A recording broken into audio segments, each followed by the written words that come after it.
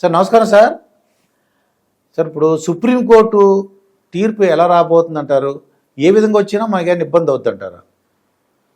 వీళ్ళేమో CBI enquiry కావాలని అడుగుతున్నారు, ఇక్కడేమో సిట్ ఉందండి.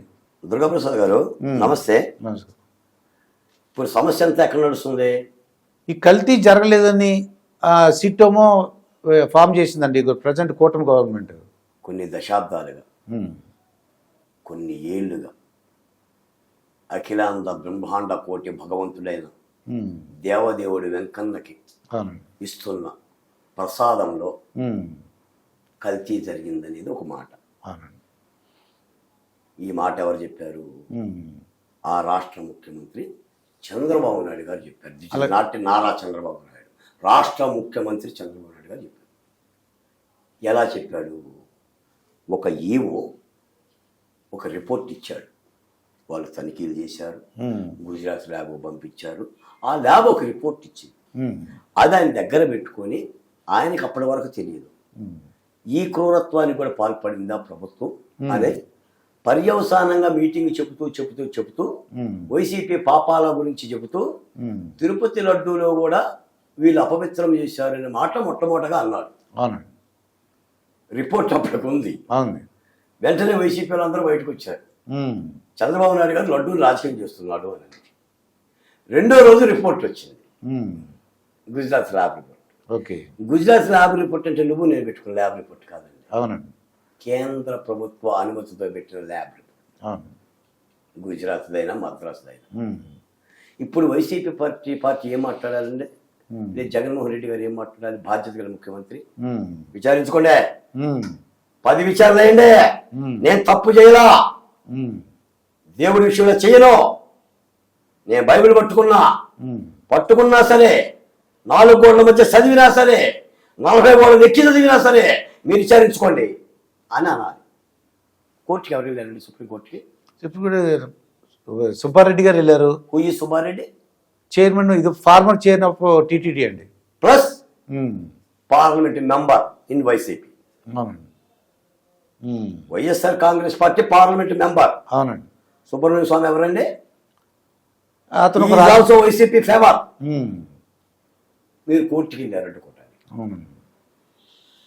విచారణ జరిపిస్తాం, సిట్టు వేస్తాం, మరో విచారణ చేస్తాం, నిజాన్ని తేలుస్తాం అనేది ప్రభుత్వం చెప్తుంది. అసలు మీరు విచారణ చేయొద్దు, దీన్ని ఆపండి అని మీరు కోర్టుకి వెళ్తున్నారు. ఇప్పుడు తప్పు జరగనట్ట.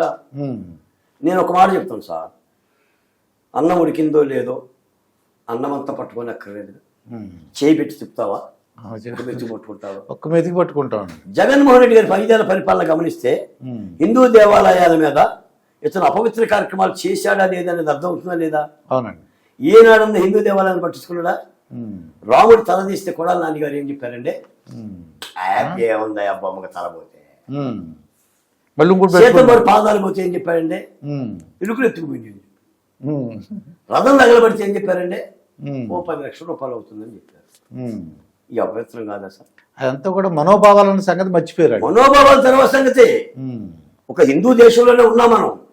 నీ మతం ఎంత గొప్పదో ఆడి మతం కూడా అంతే గొప్పదే. నువ్వు గౌరవించాలా లేదా ప్రభుత్వ అధిపతిగా? నువ్వు కొడాలి నానిగా మాట్లాడితే తప్పవట్టం. నువ్వు మంత్రి కొడాలి నాని కదా, దాన్ని ఏమంటాడు ముఖ్యమంత్రి, మాజీ ముఖ్యమంత్రి, సంతోషపడ్డాడు కదా. నువ్వు చర్చిల దగ్గర ప్రేయర్ చేస్తావు కదా చేతులు కట్టుకొని, మీ నాన్నగారి సమాధి దగ్గర. మరి వీళ్ళకేది? నువ్వు తప్పు చేయలేదని నమ్మకం ఏంటి? దేవదేవుని దేవాలయంలో చాలా అపవిత్రాలు జరిగాయి సార్. మీకు కూటమి ప్రభుత్వం కూడా ఒక లడ్డు వ్యవహారం మీద కాదు, మొత్తం వ్యవహారాల మీద వాళ్ళు సిట్ చేశారు. వీళ్ళు సుప్రీంకోర్టుకి వెళ్ళిన తర్వాత సుప్రీంకోర్టు సుబ్రహ్మణ్య స్వామి అడిగింది ఏంటంటే, సిట్ అనేది రాష్ట్ర ప్రభుత్వం చేతుల్లో ఉంటుంది, దాని మీద మాకు నమ్మకం లేదు, ఇది దేవదేవుని వ్యవహారం కాబట్టి కేంద్ర ప్రభుత్వం జోక్యం కలిగి చేసుకొని వాళ్ళ ఆధ్వర్యంలో విచారణ సంస్థ కానీ స్వతంత్ర సంస్థ కానీ వెయ్యాలని అభ్యర్థించాడు. దాని మీద కోర్టు అడిగింది సోలిసిటర్ జనరల్ని, దీన్ని కేంద్ర ప్రభుత్వ దృష్టికి తీసుకెళ్లి మీరేమైనా దర్యాప్తు చేసే అవకాశం ఉందా అని. కోర్టు ఆ మాట అన్నదని చంద్రబాబు నాయుడు గారు తాను వేసిన సిట్టిని తాత్కాలికంగా ఆపాడు. ఎందుకు ఆపాడు? చట్టానికి లోబడే వ్యక్తి కాబట్టి. వేసుకోమని అర్థం. అది లేదు మీరు వేయటానికి వీలు లేదు, నా సిట్టే విచారిస్తుందని అంటున్నా. అంటలేదండి, ఇవి విచారించమంటున్నారు ఆయన. తప్పలేదు. హైకోర్టు 3 రాజధానులు వద్దు, ఉమ్, ఒకటే రాజధాని శాసనసభ తీర్మానం జరిగిందని కోర్టు చెప్తే జగన్మోహన్ రెడ్డి ఏం చేశాడు? కాదు నా 3 కావాలని సుప్రీంకోర్టుకి వెళ్ళాడు. గౌరవించాడా? అవును. మ్యాన్మస్ తీర్పుని, 372 పేజీల తీర్పుని. ఉమ్, కోర్టులోనేమో 3 రాజధానులు వెనక్కి తీసుకుంటానంటాడు, ఉమ్, సుప్రీంకోర్టులోనేమో నాకు అనుమతి ఇవ్వండి, నేను విశాఖపట్నం పోతాను, రుషికొండకు పోతానంటాడు. అవును. ఆయనకి చట్టాలు తెలుసు కాబట్టి, చట్టాలను అతిక్రమించే వ్యక్తి కాదు కాబట్టి చంద్రబాబు నాయుడు గారు సుప్రీంకోర్టు అభిప్రాయం చూసినాక ఏ నిర్ణయం తీసుకుందాం. ఒకవేళ సిబిఐ ఇచ్చినా కూడా అబ్జెక్షన్ లేదు. సిబిఐ ఒకవేళ సుప్రీంకోర్టు ఇచ్చింది అనుకోండి, సిబిఐతో విచారించమని అన్నారు అనుకోండి, విచారణ చేయండి సుప్రీంకోర్టుతో అన్నారు అనుకోండి, అంటే సుప్రీంకోర్టు ఒక తీర్పు ఇచ్చింది అనుకోండి, ఏమని సిబిఐతో విచారణకు అనుమతించండి అని. తీర్పు కూడా కాదు సార్, ఇది సుప్రీంకోర్టు తీర్పు పిటిషనర్ అభ్యర్థించాడు, అభ్యర్థించారు. మా సిట్టి మీద విశ్వాసం లేదు, కేంద్రానికి అప్పచెప్పండి అని. మీకు అది అభ్యంతరం అని కేంద్రాన్ని అడిగింది ప్రభుత్వం. ఓకే, కేంద్రం చొరవ తీసుకొని మేము వేస్తామని అంటే ఓకే, ఎవరు చేసిన విచారణే కదా, అవును, అపచారం చేయడు కదా. దానికి ఏమీ అబ్జెక్షన్ లేదు వీళ్ళకి. ఎవరికి? కూటమి ప్రభుత్వకి ఏం అబ్జెక్షన్ లేదు. ప్రభుత్వానికి ఏం అబ్జెక్షన్ సార్? కేంద్రంలో ప్రభుత్వమే, రాష్ట్రంలో ప్రభుత్వమే. అవును. నీ మీద ఉన్న పెద్ద ప్రభుత్వం అది, దానికి విచారణ చేసే హక్కు దానికి ఉంది. అంటే మళ్ళీ జగన్మోహన్ రెడ్డి గారు కానీ వైసీపీ వాళ్ళు కానీ వ్యవస్థలని మేనేజ్ చేస్తున్నారు అంటానికి అవకాశం ఉంటుందా? ఏం మేనేజ్ చేస్తారండి? 11 సీట్లు వచ్చి అసలు ఎక్కడ ఉన్నాడండి జగన్మోహన్ రెడ్డి? మొన్నటి దాకా ఫుల్ టైం పొలిటీషియన్ అండి, ఫుల్ టైం పొలిటీషియన్. 5 ఏళ్ళు కూడా తాడేపల్లిలో కూర్చునేవాడు, తాడేపల్లితో బయటకు వచ్చేవాడు. ఇప్పుడు ఏంటి పరిస్థితి? Part time politician. అవునండి. బెంగళూరులో ఉంటున్నాడు, 10 రోజులకో 20 రోజులకు వస్తున్నాడు, కార్యకర్తను బలకరిస్తున్నాడు, ఛాయ్ తాగుతున్నాడు, వెళ్ళిపోతున్నాడు. అసలు పొలిటీషియన్ ఎట్ అవుతాడండి? గెలిచినా ఓడినా నీళ్ళల్లో చేపలు ఉన్నట్టు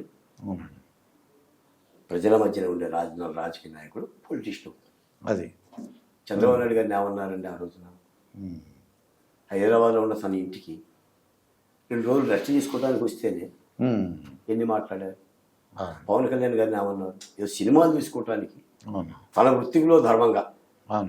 ఇప్పుడు రాజకీయాలు చేస్తే కడుపు నిండదు కదా, తన వృత్తిలో ధర్మంగా ఒక సినిమా తీసుకోవటానికి వస్తే ఏమన్నది రోజా గారు, లేదా కొడాలి నాని గారు, వల్లభనేని వంశీ గారు, లేదా ఆంధ్రప్రదేశ్లో మంత్రులు హనీమూన్కి వచ్చినట్టు వస్తున్నారు అని అన్నారు కదా.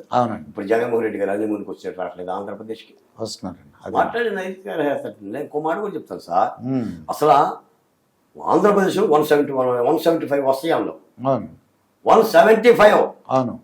సాధారణ వై నాట్ 175? సాధారణ ప్రజాస్వామ్యంలో వస్తాయా సార్? వస్తాయండి, రావు కదా అసలు. రామారావు గారు కూడా సందర్భంలో ఓడిపోయారు తెలుసా? అవునండి. చిత్తరంజన్ దాస్ మీద. అవును, రావు కదా. అంటే ఏం చేద్దాం అనుకున్నాను? దొంగతనం చేద్దాం అనుకున్నాను 175 సీట్లు. అంటే ఈవీఎంలు మేనేజ్మెంట్ అలాగేమో. అంటే ఒక ప్రజాస్వామ్య స్ఫూర్తిగా కాకుండా ఒక అహంకారి పాత్ర కనిపించడం లేదు అక్కడ. అవునండి. నువ్వు సభలు ఏం చెప్పావు? చొక్కాలు మడసేయమన్నావు, లుంగిలు పైకి ఎత్తమన్నావు, ఎత్తిమే చేపెట్టుకుని ఏం చెప్పావు?